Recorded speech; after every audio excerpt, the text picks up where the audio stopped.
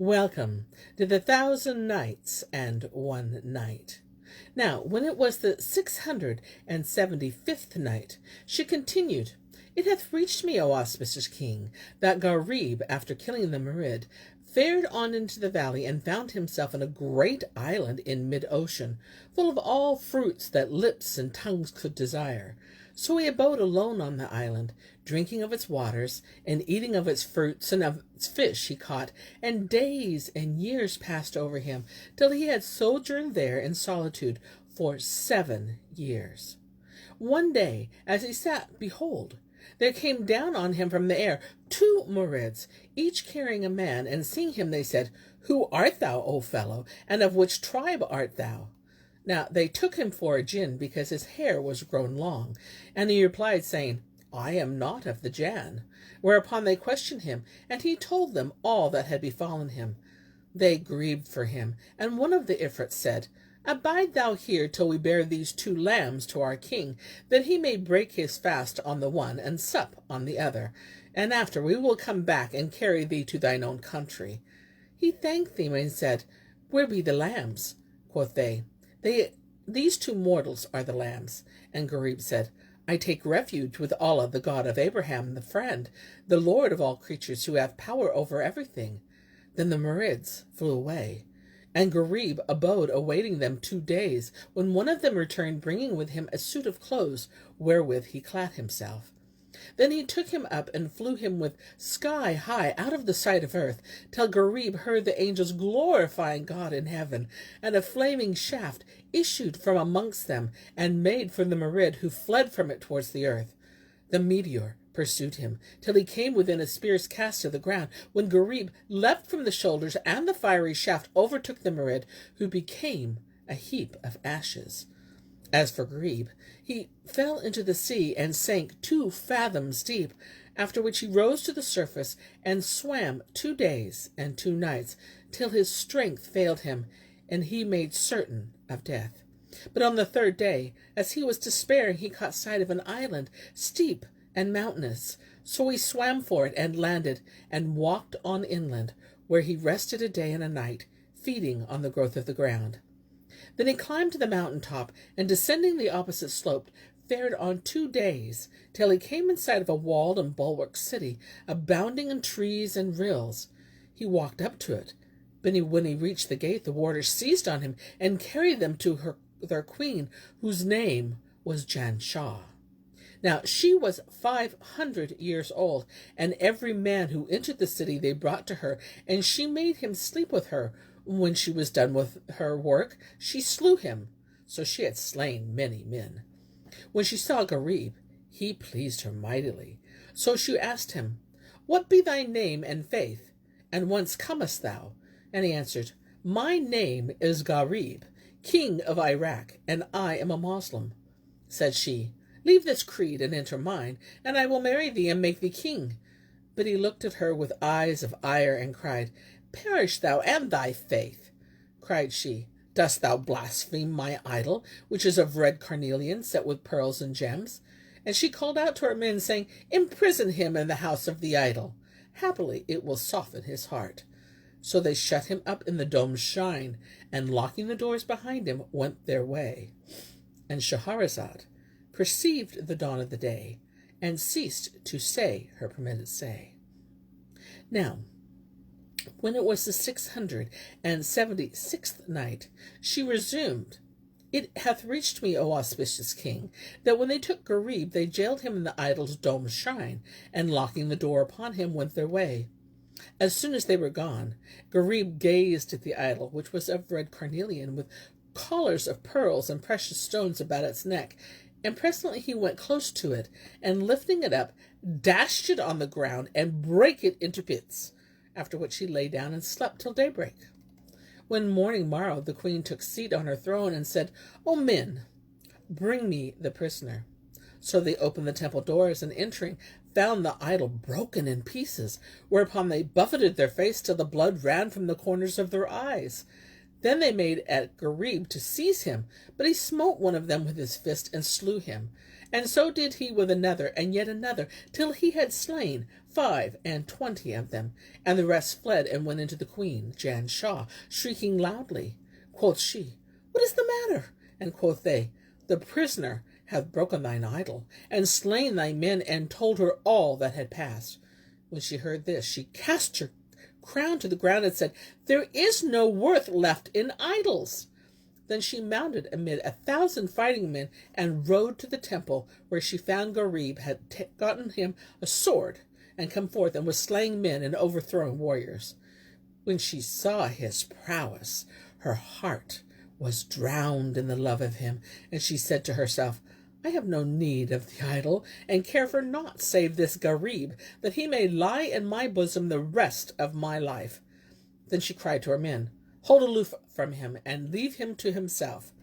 Then going up to him, she muttered certain magical words, whereupon his arms became numbed, his forearm relaxed, and the sword dropped from his hand. So they seized him and pinioned him as he stood confounded, stupefied. Then the queen returned to her palace, and seating herself on her seat of estate, bade her people withdraw and leave Gharib with her. When they were alone, she said to him, O dog of the Arabs, wilt thou shiver my idol and slay my people? He replied, O accursed woman, had he been a god, he had defended himself. Quoth she, Stroke me, and I will forgive thee in all that thou hast done. But he replied, saying, I will do naught of this. And she said, By the virtue of my faith, I will torture thee with grievous torture. So she took water and conjured over it, sprinkling it upon him, and he became an ape. And she used to feed and water and keep him in a closet, appointing one to care for him. And in his plight he abode 2 years. Then she called to him one day, and she said to him, Wilt thou hearken to me? And he signed to her with his head, Yes. So he rejoiced, and freed him from the enchantment. And then she brought him food, and he ate, and toyed with her, and kissed her, so that she trusted him.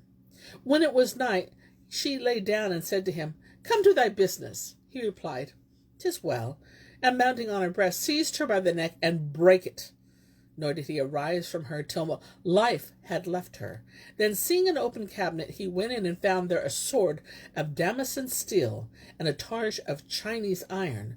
So he armed himself cap a pie, and waited till the day. As soon as it was morning, he went forth and stood at the gate of the palace. When the emirs came and would have gone in to do their service to the queen, they found Gharib standing at the gate, clad in complete war gear. And he said to them, O folk, leave the service of idols and worships the all-wise king, creator of night and day, the Lord of men, the quickener of dry bones, for he hath made all things, and hath dominion over all.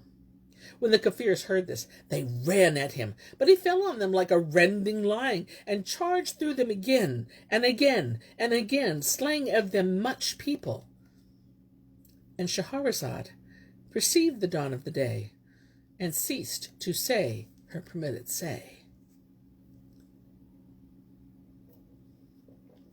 Now, when it was the 677th night, she pursued, It hath reached me, O auspicious king, that when the Kafirs fell upon Gharib, he slew of them much people. But when the night came, they overcame him by dint of numbers, and would have taken him by strenuous effort, when, behold, there descended upon the infidels 1,000 Marids under the command of Zalzal, who plied them with the keen saber, and made them drink the cup of destruction, whilst Allah hurried their souls to hellfire, till but a few were left of the people of Jan Shah to tell the tale, and the rest cried out, Quarter! Quarter! And believed in the requiting king, whom no one thing diverteth from another thing, the destroyer of the Jababira, and the exterminator of the Akashira, Lord of this world and the next. Then Zalzal saluted Gharib, and gave great joy in his safety, and Gharib said to him, How knowest thou of my case? And he replied, O my lord, my father kept me in prison 2 years after sending thee to the valley of fire. Then he released me, and I abode with him another year, till he was restored to favor with him, when I slew him, and his troops submitted to me. I ruled them for a year's space, till one night I lay down to sleep, having thee in thought, and saw thee in a dream, fighting against the people of Janshah. Wherefore I took these 1,000 Marids and came to thee. And Gharib marveled at this happy conjuncture. Then he seized upon Janshah's treasures and those of the slain, and appointed a ruler over the city, after which the Marids took up Gharib and the monies, and he lay the same night in the castle of crystal. He abode Zalzal's guest 6 months, when he desired to depart. So Zalzal gave him rich presents, and dispatched 3,000 Marids, who brought the spoils of Karja's city, and added them to those of Janshah.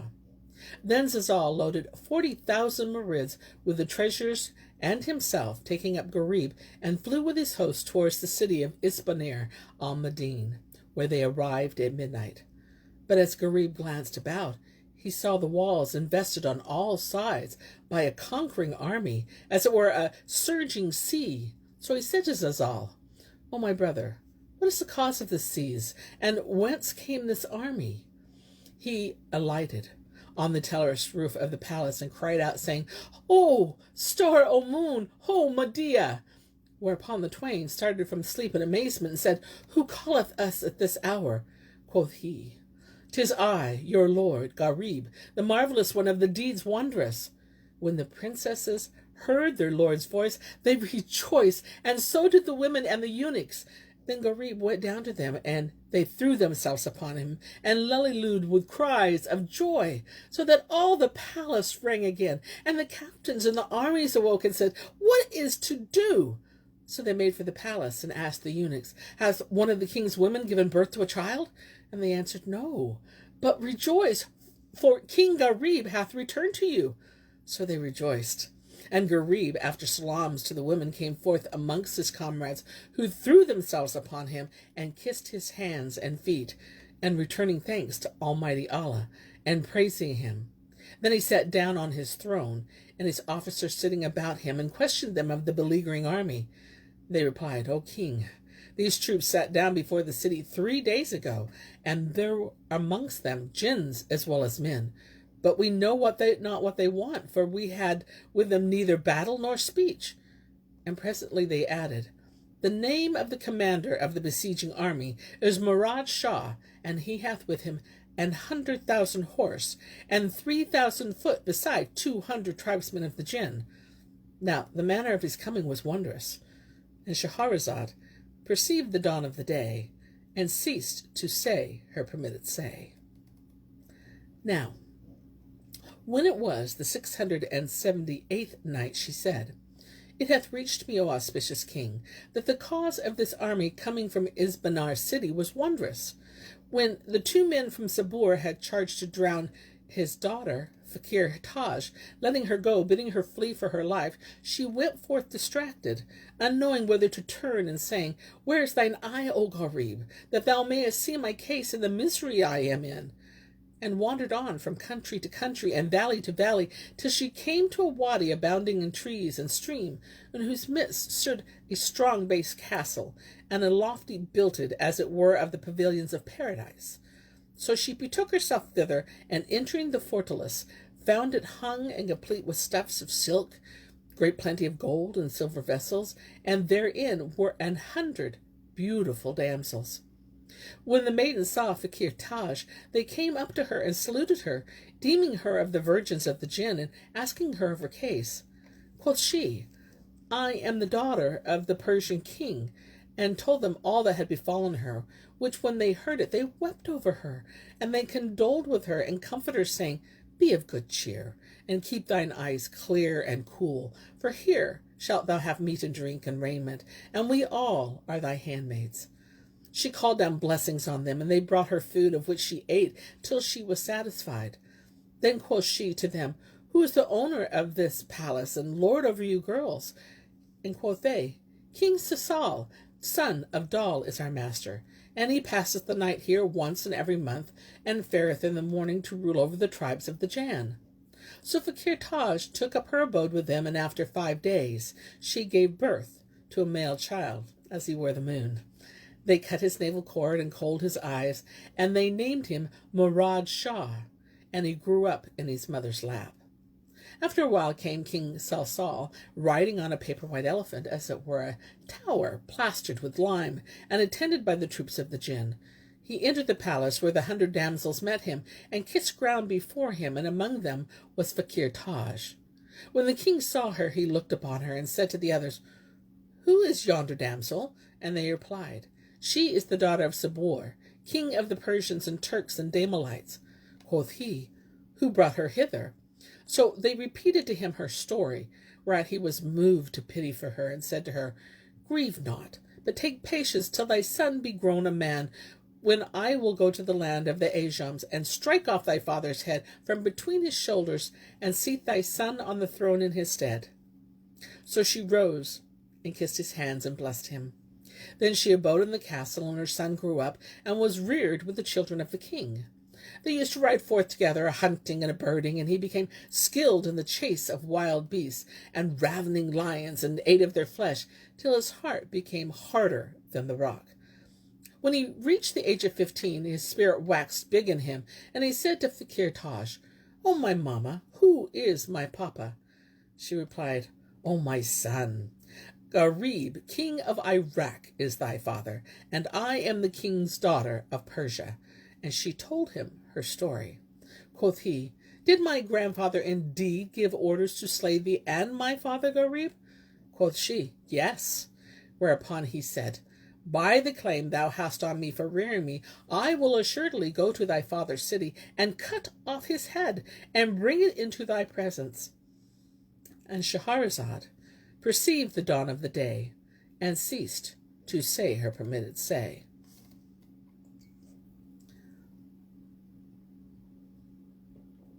Now, when it was the 679th night, she said, "It hath reached me, O auspicious king, that when Murad Shah, son of Fakir Taj, thus bespake his mother, she rejoiced in his speech. Now, he used to go a-riding with 200 Marids, till he grew to a man's estate, when he and they fell to making raids and cutting off the roads, and they pushed their razizas ever farther, till one day he attacked the city of Shiraz and took it. Then he proceeded to the palace and cut off the king's head as he sat on his throne, and slew many of his troops, whereupon the rest cried, 'Quarter! Quarter!' and kissed his stirrups.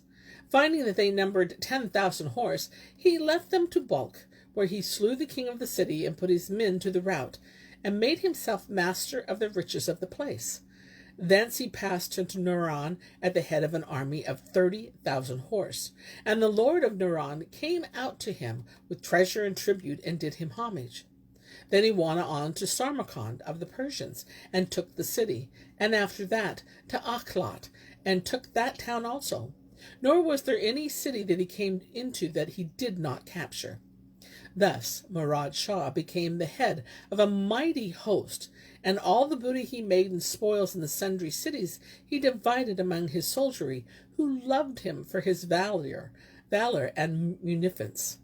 At last he came to Isbanir al-Madin, and sat down before it, saying, "Let us wait till the rest of my army come up, when I will seize on my grandfather and solace my mother's heart by smiting his neck in her presence." So he sent for her, and by reason of this there was no battle for 3 days, when Gharib and Zalzal arrived with 40,000 Marids laden with treasures and presents. They asked concerning the besiegers, but none could enlighten them beyond saying that the host had been encamped there for 3 days without a fight taking place.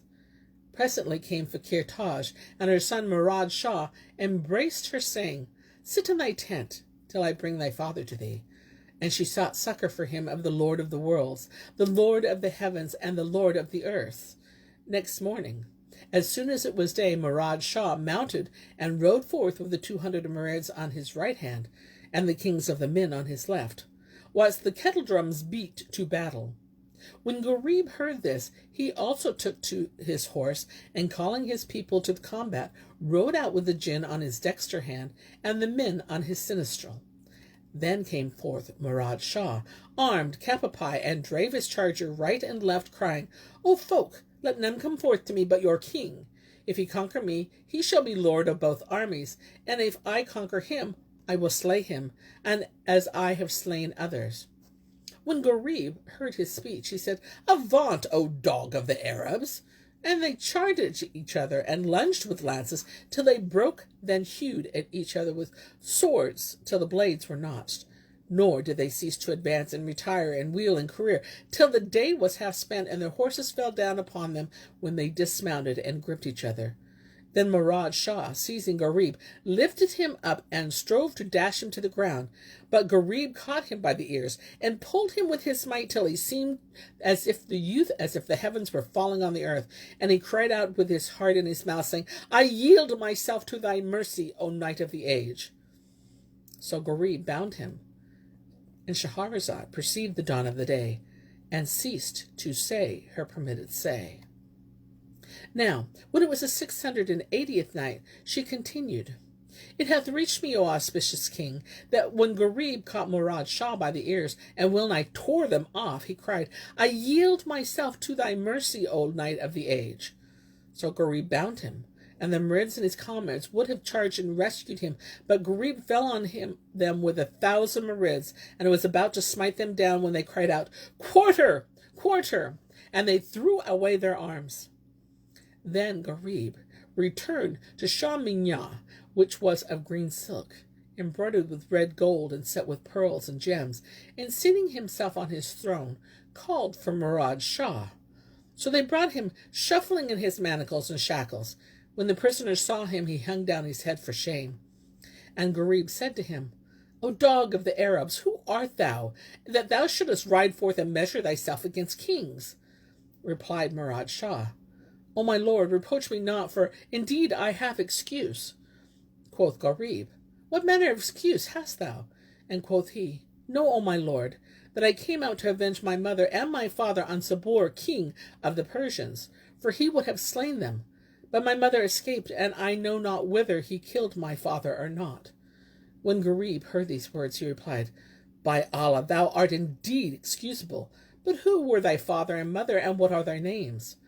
Murad Shah said, My sire was Gharib, king of Al-Iraq, and my mother Fakir Taj, daughter of King Sabur of Persia. When Gharib heard this, he gave a great cry and fell down fainting. They sprinkled rose water on him till he came to himself, when he said to Murad Shah, Art thou indeed Gharib, son of Fakir Taj? And he replied, Yes. Cried Gharib, Thou art a champion, the son of a champion. Loose my child. And Sahim and Kalashan went up to Murad Shah and set him free. Then Gharib embraced his son, and seating him beside himself, said to him, Where is thy mother? She is with me in my tent, answered Murad Shah. And Gharib said, Bring her to me. So Murad Shah mounted and repaired to his camp, where his comrades met him rejoicing in his safety, and asking him of his case. This is no time for questions. Then he went in to his mother, and told her what had passed, whereat she was gladdened with exceeding gladness. So he carried her to Gharib, and they two embraced and rejoiced in each other. Then Fakir Taj and Murad Shah Islamized and expounded the faith to their troops, who all made profession with heart and tongue. After this, Gharib sent for Sabur and his son Ward Shah, and upbraided them for their evil dealing, and expounded all Islam to them, but they refused to profess. Wherefore he crucified them on the gate of the city, and the people decorated the town and held high festival. Then Gharib crowned Murad Shah with the crown of the Khosrows, and made him king of the Persians and Turks and Medes. Moreover, he made his uncle Al-Dama king over all Iraq, and all the people and the land submitted themselves to Gharib. Then he abode in his kingship, doing justice among his lieges, where all the people loved him. and he and his wives and comrades ceased not from the solace of life, till there came to them the destroyer of delights, and the sunderer of societies, and extolled to the perfection of him whose glory endured forever, and whose boons embrace all his creatures. This is everything that hath come down as way of the history of Gharib and Ajib. And Abdullah bin Marmar al-Kasai hath thus related the tale of Otbah and Rayya. I went one year on the pilgrimage to the holy house of Allah, and when I had accomplished my pilgrimage, I turned back for visitation of the tomb of the Prophet, whom Allah blessed and keep. One night, as I sat in the garden between the tomb and the pulpit, I heard a low moaning in a soft voice. So I listened to it, and it said, "Have the doves that moan in the lotus tree woke grief in thy heart and bred misery? Or doth memory of maiden in beauty decked cause this doubt in thee, this despondency? O night, thou art longsome for love's sick sprite, complaining of love in the ecstasy. Thou makest him wakeful, who burns with light of a love like the life's coals ardency. The moon is witness, my heart is held by a moonlight brow of the brightest blee.